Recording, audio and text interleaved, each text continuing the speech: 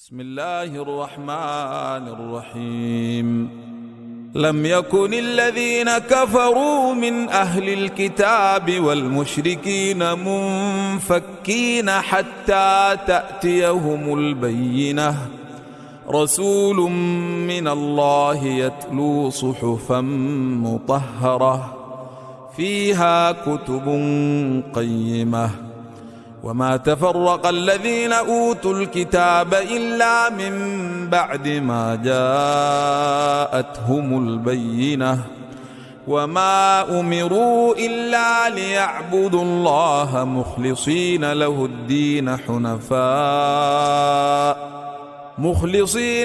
الدين حنفاء ويقيموا الصلاة ويؤتوا الزكاة، وذلك دين القيمة.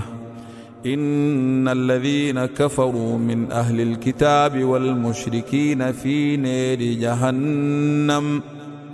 نار جهنم خالدين فيها، أولئك هم شر البرية.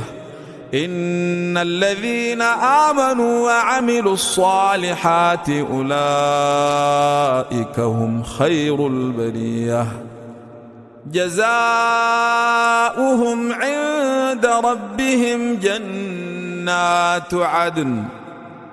جنات عدن تجري من تحتها الأنهار خالدين فيها أبدا، رضي الله عنهم ورضوا عنه، ذلك لمن خشي ربه.